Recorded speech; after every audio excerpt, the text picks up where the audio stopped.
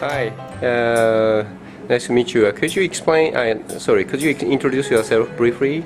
My name is Sarina Dorie. I'm from Portland, Oregon in America. Right now I work as an English teacher and I also teach belly dance. And in America I worked as an art teacher. Okay. So, could you explain a little bit about the reason why you came here? It's kind of a long story, yes, right? It is a little bit long.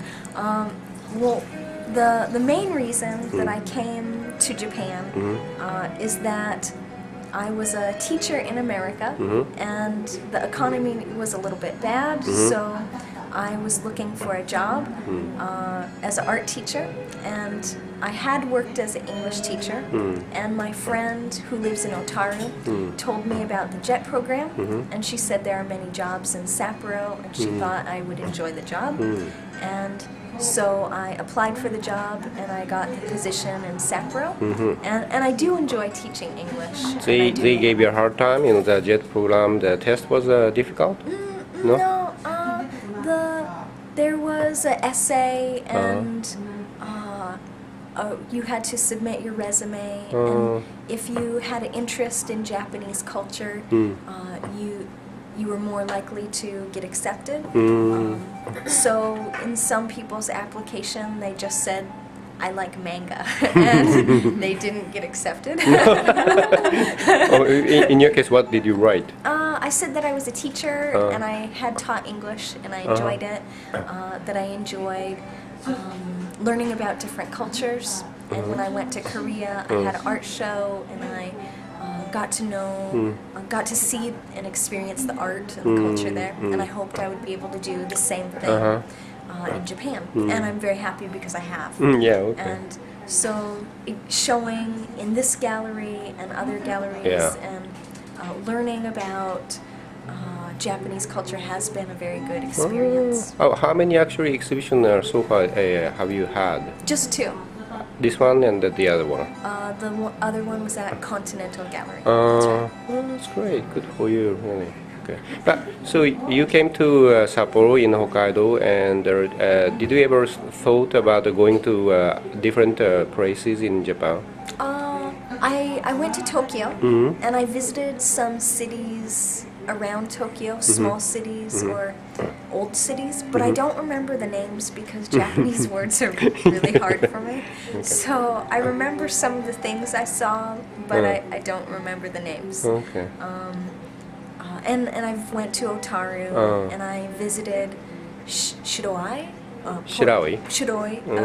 Porto Tokotan, and I visited some places, but I do like Sapporo very much because it's an international city and there's many things to see and do, and Daiso is so big, and and Tanuki Koji is very interesting, and it feels a lot like my city, Portland, but bigger, and it feels very safe in Sapporo, and I think people who live in Sapporo are polite and friendly, friendlier than people in Tokyo, because there's just so many people. Yeah, they're busy. Everyone's busy. Tokyo is like New York City, and I've been to New York City, and it was too polluted and too many people, and people are always pushing, and in the subway it's so crowded, and so this city size is perfect for me, and it feels more like Portland to me, so it feels more familiar. But what about the winter? The winter was really hard. The first winter was okay, but people said that last year or a year and a half ago, the winter was very mild and there wasn't as much snow as usual. So I thought maybe this winter would be harder, and two years of winter was more difficult. And I think your winter here lasts 8 months. Right. Yeah, sometimes I feel as if it lasts forever. It feels like it. And this winter, I slipped on the ice. I did. And I got a fracture. Did you? And so Not too bad. It wasn't very fun. And so this winter was worse for me than the first winter. And now the weather is really beautiful. And I think, oh, I wish I was staying in Japan one more year. And I really like my job. And maybe in America I won't have a very good job. I don't know. But I keep thinking, oh, I really like Sapporo now. But then I remember the winter. Yeah. and you feel ambivalent, huh? And I think, maybe it's good that I'm going home because I think people's moods are affected by the weather, and I think I would be too depressed if I stayed one more winter. Yeah. Well, me too, actually. Yeah. I really hate winter. Especially snow. Yeah. But you're from Sapporo? I am, but still. I just wish there is no snow around in the town and just on mountain side. Me That's too. good. I mean, you can ski. So can you ski? I've never skied before. So man, that's too bad. You ever tried? I've never tried. Okay, And maybe you should have tried. some friends told me I should go this winter, but since I fractured my tailbone, for many months it was very painful. So how is your tailbone? Right now it's okay. It's okay. It was fractured and dislocated for many months, so it took a long time to heal, and I couldn't belly dance. Yeah. But I had performances scheduled, so I had to belly dance. But some of the performances just my upper body and my hands and head, and I didn't move my waist very much. And maybe people didn't notice. I don't know. That's good. I chose slow music, and I used a veil or sword, so people were looking at my arms and hands moving, and not my waist. Good strategy. Yeah, it was a strategy. But, yeah. So, what was if you have to answer? What do you think is the most difficult aspect of living in Japan? Well, not being able to speak the language well has been really difficult. Oh, okay. I started studying Japanese once I got accepted. And then when I came to Japan, I started taking classes. But it was often frustrating trying to speak Japanese, but people not understanding, or I always get lost. It also means you in the town? In the street, yeah. So in America we have street names, and maps are a little different. Right. And so that was difficult, and I would try to ask someone on the street with my map, "Doko wa 100 yen shop desu ka?" or someplace. And sometimes people would just say, "I don't speak Japanese," or "I don't speak English," and I would be surprised because I was trying to speak Japanese, but then they would speak English, but then walk away. So Yeah, I understand. Yeah, that's the feeling, So not speaking the language was the most difficult thing.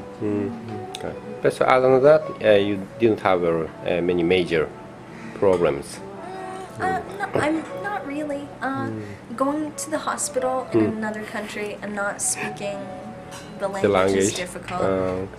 Getting lost and not speaking the language is difficult. So I mean, there's many things that come from that, but not any huge problems. Just many little frustrations. But eventually, those when you were in the hospital, eventually they understood what.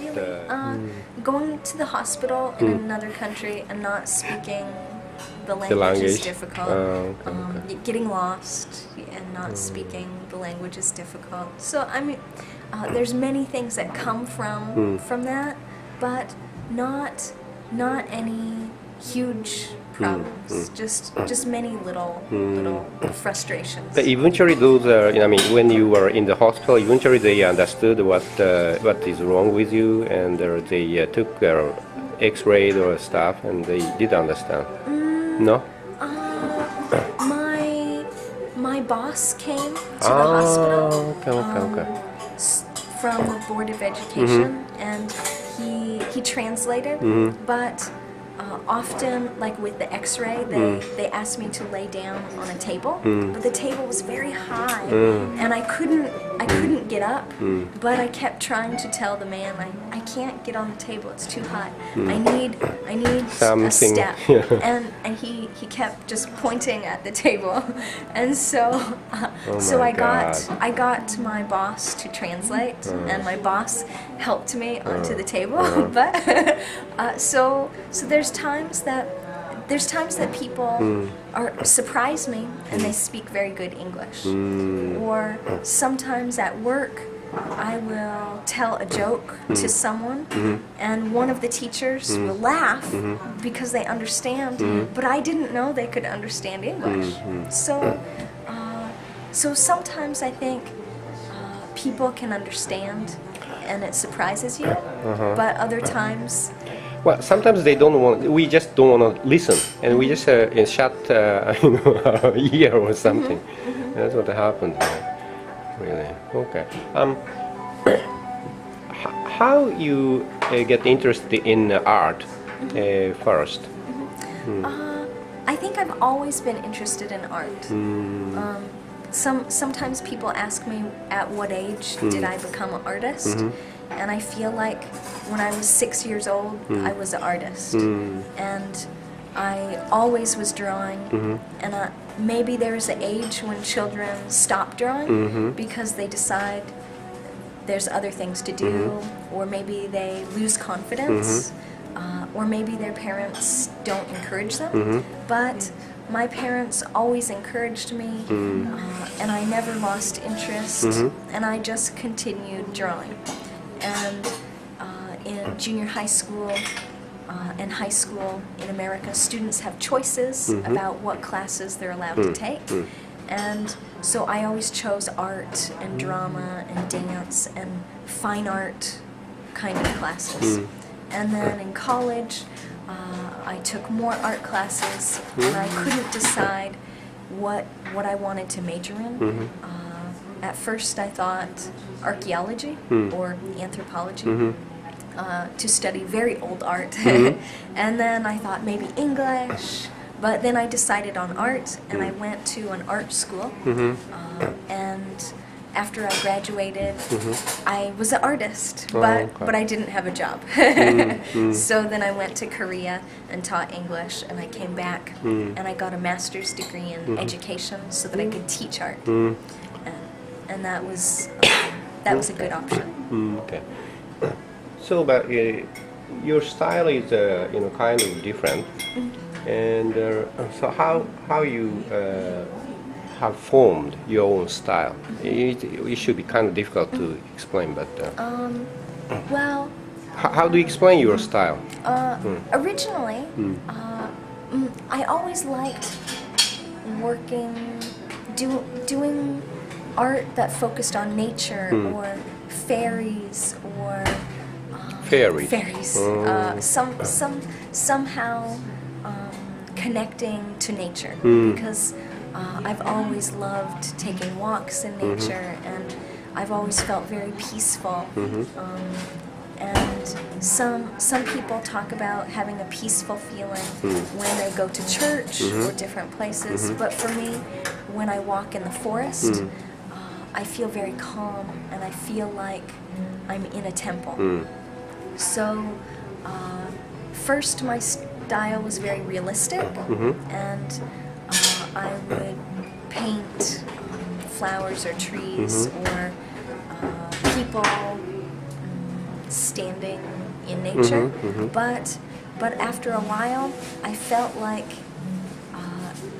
it was pretty, but it didn't have any meaning, and I kept trying to add more depth and meaning into my art, and I realized that I was trying to paint what I feel, but I kept painting what I saw. So in my recent work, I've been trying to show the feelings that I have when I look at nature. So using colors or composition to explain my feelings. And in the pieces on this wall in the cafe, there is You want to explain specific things one by one? Oh, maybe not one by one because they all have the same idea. Really? But if I can go over there with you and show you. Okay. Okay.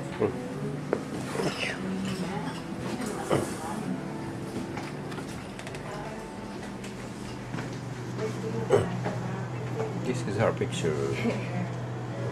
So these pieces, there are two worlds. The part of nature that you can see and the part that you can't see. And this looks like day and night, but also this is sort of my idea of heaven or spirituality. And so when I look at nature, there's this world that is behind everything. That's everything we see, and then this is behind everything in our hearts or in our bodies. So that was my idea for creating these pieces. Well, I mean, but this one is flamed, and the other is just cut, and so shape is different. Why? I found these pieces of wood in a store and I really liked the shape, and I thought they would look like interesting windows. Window, ne? And the first, maybe I painted the octagons first, and then the triangles.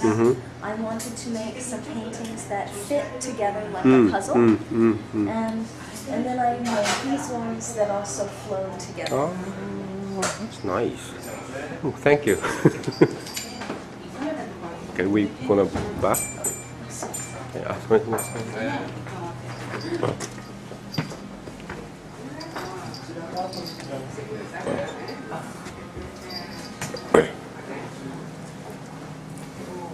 Are you thirsty now?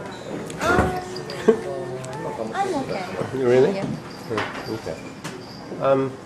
So do you have any idea? Do you think there is any relationship between your painting and your dancing? Oh yes. Really? I don't often think about it, but when I write a story or I make a painting or the costume, the way I create my costume, I feel like it is all about nature. And in American tribal belly dance, usually there's many flowers, sometimes bright colors. So I feel like a fairy when I dance. The costume that I have for the show today is all black, but my hair will be bright. So maybe it is a little bit dark, but I feel like a goddess, or I feel like something not quite human when I dance. And when I make art, it's easy to see that it's about nature. When I write, sometimes I write articles, and it's about herbs or natural remedies instead of taking medications. So it's really about being natural. And right now I'm working on a novel with fairies, and it takes place in nature. And so I think everything in my life. Sometimes I write articles, and it's about herbs or natural remedies instead of taking medications. So it's really about being natural. And right now I'm working on a novel with fairies, and it takes place in nature. And so I think everything in my life goes back to nature. Even when I don't really think about it, the way I put flowers in my hair for my costume, or little decisions that I make, I think it always comes back to nature. Oh, interesting there. Okay. Could you tell us about your future dream? My future. Yeah, it's a kind of big question. Yeah.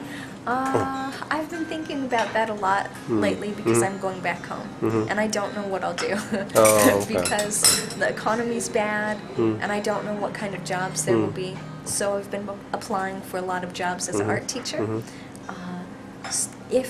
If I could do anything, I think I would prefer to teach college art instead of junior high school art, because I remember how bad American students behave. Really? Yeah. And I think maybe teaching older students would be easier or more interesting. And you might be able to concentrate on your own creation in Maybe. that way. I enjoy teaching elementary school, but there aren't many jobs for elementary school teachers. And so usually junior high school, there's more jobs. Sometimes high school, but I think maybe my ideal job would be to teach adults. But so I've been thinking if I want to go back to school again and get another degree, either another master's degree or a PhD, what I should do. So, of course, it takes time and money, and it's a hard decision. Yeah. So I'm not exactly sure where I'm going to go. Maybe I'll get a degree in art, or maybe I'll get a degree in English, and I could teach English instead. When I go back to America, maybe I'll teach some belly dance classes, but I don't think I really know what my dream is anymore. I think I've done. Maybe my dream is to publish my novel, but yeah. What kind of novel you write? It's fantasy. Total fantasy. Say that one more time. Total fantasy means based on what kind of? Like, it's not a fairy tale and stuff. Like fairy, Really? like a fairy tale, but yeah, a fairy tale. Wow. Do you have any title? You can pick any titles. Or The title of the novel that I'm working on is called Silent Moon. Silent Moon. Sound great. Silent. So in the story, it's about werewolves, werewolves and fairies. Okay. Yeah. Wow. Interesting. Don't you think the experience here in Japan or anything you learned here you can utilize? I mean, maybe you can move on to study about Japanese culture, Japanese art, and maybe you can be a specialist in that field. Yeah, I think I think being in Japan and being immersed in the culture is very useful for applying for jobs in the future and saying that I have experience. I think it also impresses Americans just to say that you lived in another country for a couple years and you can speak another language. Even if I think I speak Japanese badly, it would still impress Americans. And learning about different cultures. And in America, we have so many people from different cultures and countries. Cultural tolerance and being accepting of other cultures is very important because not everyone is. And in different work positions, it's very good to be able to be flexible and understanding of other cultures. Okay. Thank you. And well, this should be the last, thing. But do you have any message for Japanese people, Japanese children, or?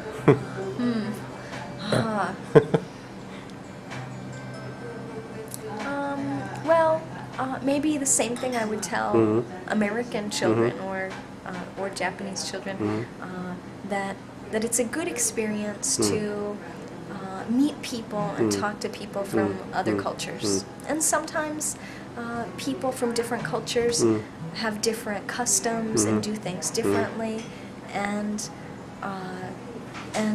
it's okay to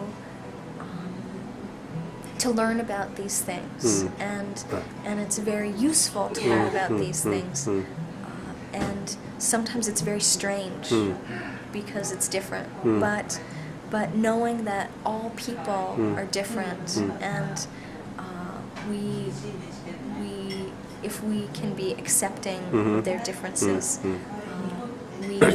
we can bridge cultural barriers better. I'm sorry, I forgot to ask you, but do you think how Japanese students can improve their English? Practicing, doing their homework helps, but I have many students who don't do their homework. But if they do extra things, like playing English games, using English vocabulary and words, or singing music that uses English words, like when they go to karaoke, those are all good ways to practice English. And in Japan, don't you think our classes are boring, Yeah. It depends. Some teachers that I work with give me a lot of freedom to do activities with the students. So I know if the students are learning about a certain grammar point, like yes we can.